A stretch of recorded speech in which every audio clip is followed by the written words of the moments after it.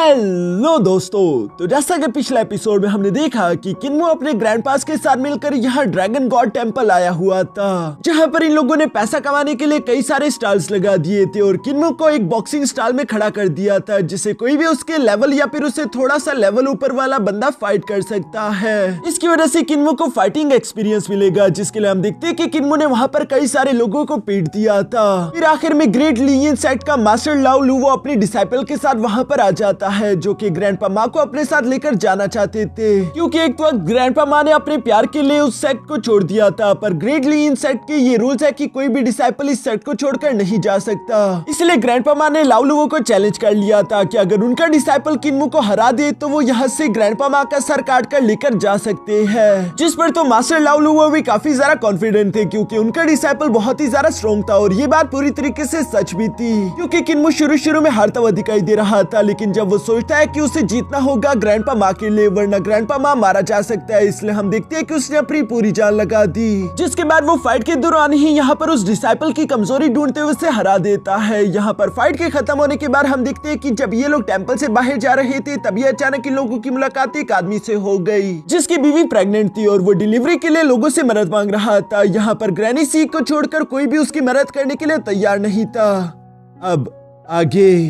तो next episode की शुरुआत यहाँ बिल्कुल उसी सीन से शुरू हुई जहाँ अंधेरा होने वाला था, इसलिए किन्मो उस आदमी को अपने कंधों पर बिठाकर तीसी के साथ उसी की विलेज की तरफ भागने लगा। रास्ते में चलते उस आदमी ने यहाँ पर इन लोगों को अपनी सारी कहानी बता दी थी, जिस पर ग्रैनी सी कहती है कि ये बिल्कुल भी पॉसिबल नहीं। आखिर ऐसा कैसे हो सकता है कि हर बार तुम्हारे बच्चे पैदा तो जिंदा होते हैं, लेकिन अचानक पैदा होते ही वो मर जाए। मुझे लगता है कि वहाँ पर जरूर कुछ न कुछ गड़बड़ है जो कि तुम्हारे बच्चों को मार देता है। ये सारी बातें सुनकर वो आदमी तो काफी ज्यादा परेशान हो गया था, लेकिन इसी तरह अंधेरे से भागते भागते आखिरकार ये लोग उस जैंग विलेज पहुंच ही गए थे, जहाँ किन्मो देखता है कि यहाँ पर तो कोई भी गॉड स्टैचू नहीं है और साथ ही इस विलेज के सेंटर में एक बहुत बड़ा दरख्त था। लेकिन फिर भी जब ये लोग उस विलेज के गेट के अंदर इंटर हुए तो डार्कनेस इन लोगों को फॉलो करते हुए अंदर नहीं आ पा रही। यहाँ पर जरूर कुछ न कुछ अजीब था। दूसरी तरफ वो आदमी ग्रैनी सी को फौरन से अपने घर ले जाता है, जहाँ पर उसकी बीवी की डिलीवरी होने वाली है, जबकि बाहर की तरफ मौजूद किन्मो ने अपनी छानबीन करना शुरू कर दी थी। वो चारों तरफ देखते हुए बोलता है कि ये विलेज इस बड़े से दरख्त पर बना हुआ है और अब मैं सारी बात समझ गया कि वो गॉड स्टैचू भी इसी दरख्त के अंदर है जिसने इस विलेज को प्रोटेक्ट करके रखा। यहाँ जब किन्मो ये सब सोच रहा था, तभी अचानक पीछे से उसे ग्रैंडपा जिया की आवाज सुनाई दी, जो कि किन्मो से कह रहा था कि अपनी आंखें खोल कर देखो, तुम्हें वहाँ पर कुछ अजीब देखने को मिलेगा और मैं चाहता हूँ कि उस प्रॉब्लम को तुम ही हल करो। यहाँ पर ग्रैंडपा जिया की ये बात सुनकर किन्मो फौरन से जम करते हुए एक ऊंची जगह पर आ गया, जहाँ पर आते ही किन्मो ने फौरन से अपने 9 हेवन आई ओपनिंग टेक्निक को परफॉर्म करना शुरू कर दिया, जिसकी वजह से किन्मो की गॉड आईज ओपन हो गई। जहाँ किन्मो उस गॉड स्टैचू की तरफ देखते हुए अपने मन में कहता है कि ग्रैनी सी इस वक्त डिलीवरी कर रही है, मैं उन्हें कोई भी परेशानी होने नहीं दे सकता। ये सब कहते हुए किन्मो सामने की तरफ देखता है, जहाँ उसके सामने एक बहुत बड़ा टेरिफाइंग गॉड खड़ा था, लेकिन किन्मो से डरता नहीं बल्कि वो खुद पर काबू करता है, क्योंकि यहाँ पर इस गॉड स्टैचू का यही काम है कि वो इस विलेज को प्रोटेक्ट करे। पर साथ ही साथ किन्मो ने वहाँ पर बहुत ही अजीब सी डार्क एनर्जी भी महसूस करी, जो कि इस दरख्त के ऊपर से आ रही थी।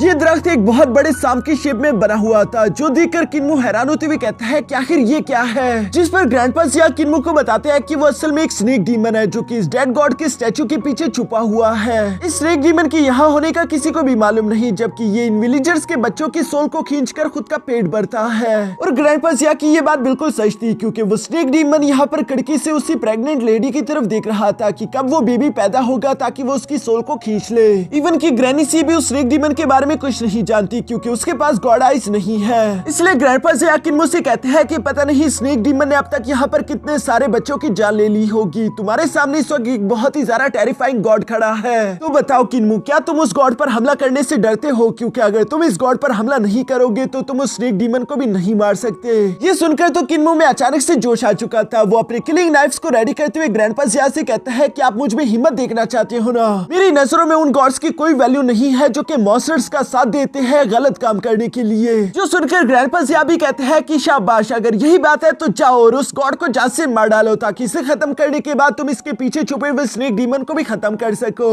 दूसरी तरफ वो स्नेक डीमन इन सारी बातों से अनजान यहाँ उसी बेबी का इंतजार कर रहा था, क्योंकि बेबी जल्दी पैदा होने वाला है। इसलिए ग्रैंडपा जिया किन्मो से कहते हैं कि जाओ, तुम्हारे पास ज्यादा वक्त नहीं। जो सुनकर किन्मो तीसी के साथ अपने किलिंग नाइफ्स को लेकर तीसी के साथ उसी गॉड शैडो की तरफ बढ़ने लगा, जहाँ वो अचानक से हवा में जंप कर देता है। लेकिन इस वक्त यहाँ किन्मो के सामने एक बहुत ही ज्यादा टेरिफाइंग गॉड की शैडो शैडो थी, जिस शैडो को देखकर तो कोई भी डर के मारे फौरन से अपने घुटनों पर आ जाता। इवन कि किन्मो भी यहाँ पर थोड़ा बहुत हेजिटेट करने लगा, उससे भी डर महसूस हो रहा था। पर अचानक से उसे अपने ग्रैंडपास की बात याद आने लगी, जिन्होंने किन्मो को सिखाया था कि अगर तुम सिर्फ फॉल्स गॉड को ही खत्म करके उन्हें नहीं हरा सकते तो तुम भला गॉड कैसे बनोगे। ये सारी बातें याद करके किन्मो आग बगोला होते हुए गुस्से के साथ कहता है कि मैं एक गॉड हूँ और मैं ही एक डीमन हूँ, मुझे इस बात से कोई फर्क नहीं पड़ता कि मुझे किस पर हमला करना है। और ये कहते किन्मो ने फौरन अपने किलिंग नाइफ से दो जोरदार स्लैश अटैक्स लगाते उस गॉड की शैडो पर हमला कर दिया। यहाँ गॉड की शैडो गायब होने की वजह से अब पीछे किन्मो को वो स्नेक डीमन साफ साफ दिखने लगा, जिसके वो हर्ट को निशाना लगाने लगता है, क्योंकि किन्मो के ग्रैंडपास ने उसे बताया था कि अगर तुम्हें किसी स्नेक को मारना है तो उसके सर के पास ही उसका हर्ट होगा, उसके 1 इंच के फासले पर ही तुम्हें हमला करना है।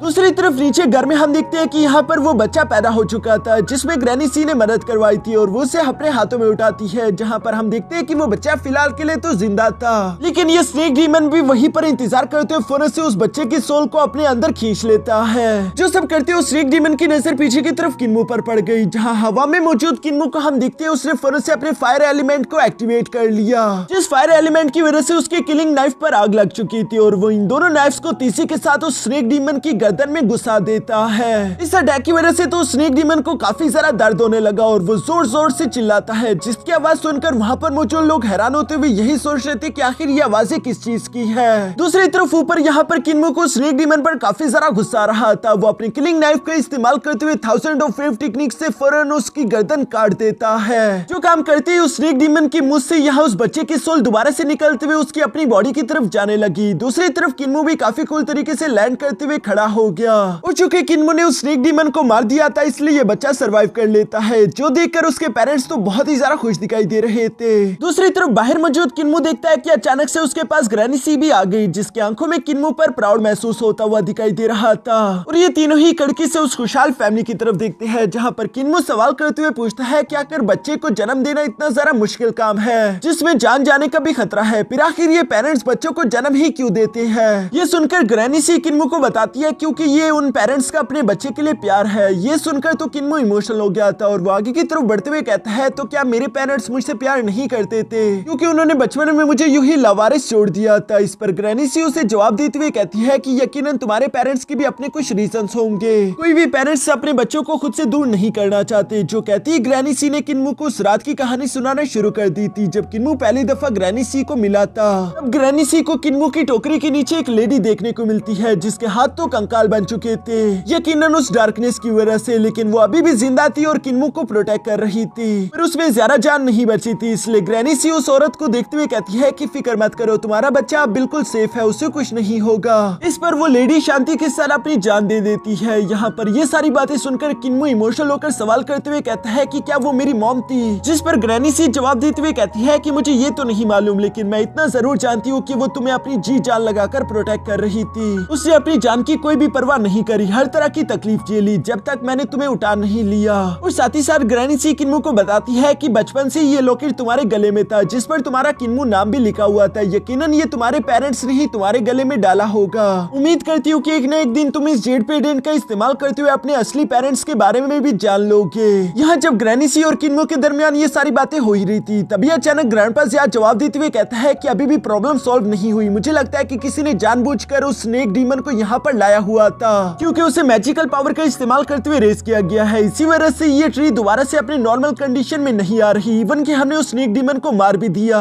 यानी कि इसका सिर्फ एक ही मतलब हो सकता है कि जो भी उस स्नेक डीमन का मालिक था वो अभी भी यहीं पर मौजूद है। जो सुनकर किन्मो थोड़ा सा परेशान हो गया। तभी अचानक ग्रैंडपास अचानक उसके पीछे से आते हुए कहता है कि और वो किसी भी लम्हे तुम पर हमला करके तुम्हें मार सकता है। वो ये काम किन्मो को डराने के लिए कर रहे थे, पर तभी अचानक ग्रैनी सी उसके मुंह पर एक जोरदार लात मारते उसे कहती है कि बच्चे को इस तरह से कौन डराता है, गधे कहीं के, आज के दिन यही तुम्हारी सजा है कि तुम रात भर जाकर इस विलेज की हिफाजत करोगे और उस स्नेक डीमन के मालिक का भी पता लगाओगे। जो सारी बातें सुनकर ग्रैंडपास यहाँ पर इमोशनल होते हुए वहां से जाते हुए कहते हैं कि एक अंधे इंसान पर इतना ज्यादा जुल्म, तुम लोग सच में बहुत ज्यादा निर्दयी हो, जरा सा भी तुम लोगों को रहम नहीं आता, ये बहुत ज्यादा हार्ट ब्रेकिंग है। ग्रैंडपास को यहाँ से जाता हुआ देखकर किन्मो ग्रैनी सी से सवाल करते हुए कहता है कि आखिर कोई स्नेक डीमन को यहाँ पर क्यों लाएगा ताकि वो बेबीज की सोल को खा सके। जिस पर ग्रैनी सी जवाब देते हुए कहती है कि यकीनन उसने बेबीज की सोल एसेंस का इस्तेमाल इसलिए किया होगा ताकि वो खुद को जवान रख सके। किन्मो तो ये जवाब सुनकर हक्का बक्का रहते हुए कहता है कि आखिर ये डिमोनिक टेक्निक कितनी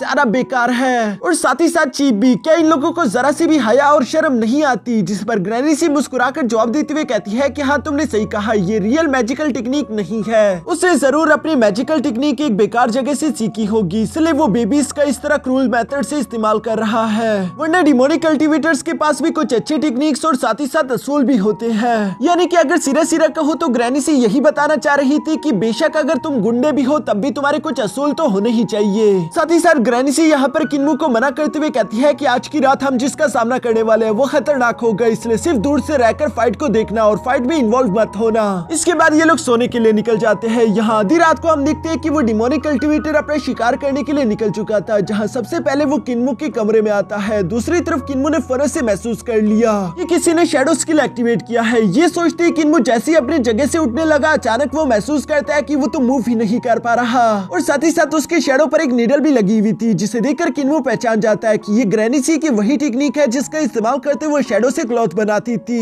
और इस टेक्निक की वजह से सोल फिक्सेशन हो जाती है, यानी कि कोई भी इंसान या फिर बीस्ट अपनी जगह से मूव नहीं कर सकता। इसलिए किन्मू तो काफी ज्यादा परेशान हो गया था। तभी अचानक दूसरे कमरे से यहाँ पर ग्रैनी सी की आवाज सुनाई दी, जो कि गुस्सा होते हुए कह रही थी कि तुम मेरे सामने सोल फिक्सेशन का इस्तेमाल करोगे, तुम लोगों की हिम्मत तो कुछ ज्यादा ही बढ़ चुकी है। जो सुनकर वो शैडो स्किल इस्तेमाल करने वाला डिमोनिक कल्टीवेटर हंसते हंसते यहाँ ग्रैनी सी के कमरे की तरफ बढ़ने लगा और वो बढ़ते बढ़ते कहता है कि एक टाइम पर हमारी लीडर की बीवी बहुत ही ज्यादा क्रूल हुआ करती थी, लेकिन अब देखो वो एक बूढ़ी ऐसी औरत बन चुकी है जो कि दूसरों को प्रोटेक्ट करना चाहती है। किन्मू तो बस सिर्फ दूसरे कमरे से शैडो से देख पा रहा था और वो अपने मन में कहता है कि आखिर ये ग्रैनी सी के रूम में आदमी कौन है, मुझे उन्हें बचाना ही होगा। इसलिए वो खुद की एनर्जी का इस्तेमाल करते हुए खुद को सोल फिक्सेशन टेक्निक से आजाद कराने की कोशिश करनी शुरू हो गया। दूसरी तरफ सीन शिफ्ट होकर यहाँ ग्रैनी सी पर आ जाता है, जो कि शांत रहते हुए सिलाई बुनाई करते हुए उस शैडो वॉरियर से सवाल करके पूछती है कि क्या तुम इतनी दूर मुझे लेने के लिए आए हो? जिस पर वो डिमोनिक शैडो वॉरियर भी कहता है कि मुझे एक बात समझ नहीं आ रही, तुमने तो डीमन कल्ट को छोड़ दिया था, लेकिन फिर भी आखिर तुम डीमन कल्ट के टेक्निक्स का इस्तेमाल क्यों करती हो? मुझे नहीं लगता कि हमारे डीमन कल्ट की ग्रिम वॉर तुम्हारे पास होनी चाहिए, तुम उसे डिजर्व नहीं करती। और ये कहती वो अपने चाकू को लेकर यहाँ ग्रैनी सी पर हमला करने वाला था, लेकिन ग्रैनी सी ने उसे अपनी नीडल टेक्निक का इस्तेमाल करते वहीं पर जकड़ लिया और वो यहाँ पर उस शैडो वॉरियर से कहती है कि पहले तो तुम मुझे और अपने आप को हेवनली डिमोनिक सेट से बिलोंग करना बंद करो, क्योंकि तुम हेवनली डिमोनिक सेट से नहीं बल्कि एक ब्राइट सेट की एक बेकार से डिसाइपल हो। और ये सब कहते हुए ग्रैनी सी उस वॉरियर को शैडोज के बाहर खींच लेती है। दूसरी तरफ बाहर किन्मू भी ये सारी बातें सुनकर अपने मन में याद करते हुए कहता है कि एक बार लीजियान सोर्ड सेट के एक मास्टर ने भी यही कहा था कि ग्रैनी सी किसी डिमोनिक सेट से बिलोंग करती है, तो क्या ये आदमी भी उसी सेट से बिलोंग करता है? तभी अचानक उसने शैडोज के अंदर से देखा कि ग्रैनी सी एक अनजान सी लड़की में बदल चुकी थी, लेकिन किन्मू ने पहचान नहीं पाता, बल्कि वो हैरान होते हुए कहता है कि आखिर ये ग्रैनी सी के रूम में तीसरी लड़की कौन है, जो कि धीरे धीरे से उस डिमोनिक कल्टीवेटर के पास आकर उसे मारने की कोशिश करने वाली थी। पर अचानक ही हम देखते हैं कि यहाँ पर ग्रैनी सी को ही बहुत ज्यादा तकलीफ होने लगी और ये तकलीफ उसके एक वचन की वजह से हो रही थी, क्योंकि ग्रैनी सी ने एक वादा किया हुआ था कि कभी भी वो अपनी ही डिमोनिक सेट के एक बंदे को जान से नहीं मारेगी, वरना उसका कर्स एक्टिवेट हो जाएगा जो कि उसे तकलीफ देगा। यहाँ पर भी बिल्कुल ऐसा ही हो रहा था। ग्रैनी सी को इतनी ज्यादा तकलीफ में देखकर किन्मू हैरान होते हुए कहता है, ग्रैनी सी क्या आप ठीक हो? लेकिन यहाँ पर ग्रैनी सी की बॉडी से तो दो लोगों की किन्मू को आवाजें सुनाई दे रही थी। असल में एक आवाज तो ग्रैनी सी की थी और दूसरी आवाज उसी के हस्बैंड की थी, जिसे ग्रैनी सी ने 40 साल पहले मार डाला था, लेकिन उसकी सोल अभी भी यहाँ पर ग्रैनी सी को किसी भी अपने डीमन सेट के डिसाइपल को मारने नहीं दे रही। इसलिए हम देखते हैं कि वो शैडो वॉरियर इसी मौके का फायदा उठाकर ग्रैनी सी पर हमला करने वाला था, ताकि वो ग्रैनी सी को मारकर अपने डिमोनिक सेट की ग्रिम वॉर को उससे छीन सके। लेकिन ये देखकर दूसरी तरफ किन्मू परेशान होते हुए कहता है कि नहीं, मैं उसे अपनी ग्रैनी सी को मारने नहीं दे सकता। और यह कहते हैं किन्मू ने अपनी पूरी जान लगा दी, जहाँ वो खुद को सोल फिक्सेशन से आजाद कराते हुए अचानक से अपनी उसी मैजिकल स्टाफ जिसका नाम जी ची लुवो था उसकी पावर्स को एक्टिवेट कर लेता है, जिसके 12 स्पेल्स के कारण हम देखते हैं कि वो शैडो वॉरियर उड़ता हुआ पीछे की तरफ जा टकराया, जबकि साथ ही साथ किन्मू ने अपनी मैजिकल स्टाफ तीसी के साथ यहाँ ग्रैनी सी की तरफ भी पकड़ा दी थी और उनकी बॉडी के अंदर भी वो जो सेकंड सोल उन्हें डिस्टर्ब कर रही थी उस पर भी ग्रैनी सी दोबारा से काबू कर लेती है। जो करते हुए ग्रैनी सी गुस्सा होते हुए कह रही थी कि 40 साल हो गए, अभी भी मैं बस सिर्फ मुश्किल से तुम्हारी सोल को सप्रेस कर रही हूँ, तुम्हारी वजह से अभी भी मैं किसी डिमोनिक सेट के डिसाइपल को जान से नहीं मार सकती। यहाँ जब वो ये सब कह ही रही थी तभी अचानक किन्मू ग्रैनी सी से कहता है कि वो शैडो वॉरियर बचकर भाग रहा है। ये सुनकर तो ग्रैनी सी ने मैजिकल स्टाफ का इस्तेमाल करते हुए स्पेल से उसे जकड़ने की कोशिश की, लेकिन तब तक देर हो चुकी थी, क्योंकि वो शैडो वॉरियर तीसी के साथ बाहर निकलते हुए वहाँ उस विलेज से दूसरी तरफ भागने लगा। इसके बाद सीन शिफ्ट होकर दूसरी तरफ यहाँ ग्रैंडपा ज़िया पर आ जाता है, जहाँ पर हम देखते हैं कि वहीं पर एक और गार्ड भी आ चुका था जो कि रात को इस विलेज की हिफाजत कर रहा है। वो इसी तरह से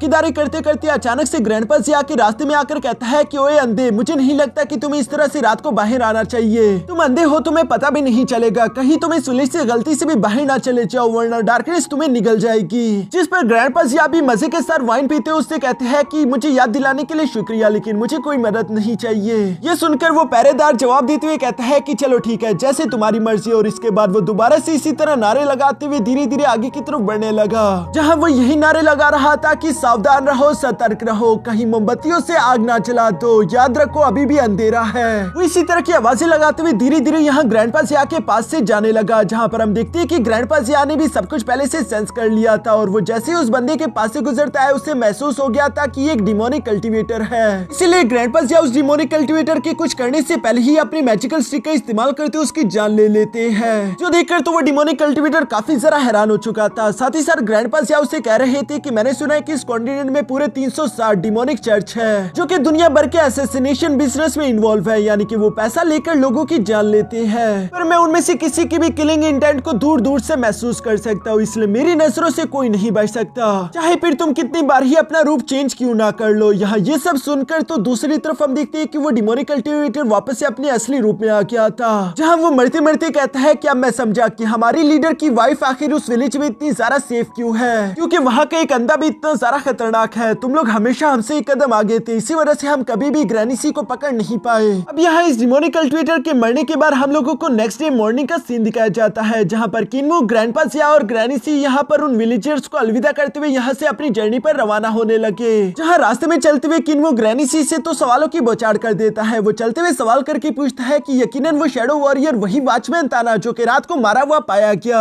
और ग्रैनी सी आखिर वो शैडो वॉरियर किस मैजिकल बुक के बारे में बात कर रहा था, आखिर आपके पास ऐसी कौन सी मैजिकल ग्रिम वॉर है, और आखिर ये डिमोनिक कल्ट क्या है, और क्या हमारी ग्रैनी सी उनके लीडर की बीवी है। साथ ही साथ मुझे ये भी जानना है कि कल की रात ग्रैनी सी के रूम में आखिर वो जवान लड़की कौन थी, और ये इनर डीमन क्या होता है, आखिर मुझे कोई तो जवाब दो। यहाँ पर किन्मो ने ग्रैंडपा जिया और ग्रैनी सी से तो इतने सारे सवाल कर लिए थे, लेकिन ग्रैंडपा जिया या फिर ग्रैनी सी कोई भी उसे कोई जवाब नहीं देता। उल्टा ग्रैंडपा जिया तो किन्मो के सवालों से बचने के लिए सीधा जाकर एक पेड़ से टकराते हुए फौरन से बेहोश हो गए, जहाँ किन्मो ने जगाने की कोशिश करता है, लेकिन ग्रैंडपा जिया तो जरा सा भी रिएक्ट नहीं कर रहे थे। इसलिए ग्रैनी सी ग्रैंडपा जिया के पास आकर कहती है कि मैं जानती हूँ कि तुमने ही कल रात उस शैडो वॉरियर को मारा, अब हमारे सामने इस तरह से कमजोर और अंधे बनने की एक्टिंग मत करो, मैं जानती हूँ कि तुम मरे नहीं हो, तो चलो एक्टिंग बंद करो और हमारे साथ आगे बढ़ो। जो कहती है ग्रैनी सी यहाँ पर ग्रैंडपा जिया को लाते मारने की कोशिश करती है, लेकिन ग्रैंडपा जिया ने तो आंखें बंद करके भी सारे के सारे अटैक ब्लॉक कर लिए थे, और वो अभी भी मरने की एक्टिंग करते हुए उठने का नाम ही नहीं ले रहे। इसलिए हम देखते हैं कि दूसरी तरफ ग्रैनी सी को मजबूरन किन्मो को उसके कुछ सवालों के जवाब देने पड़े,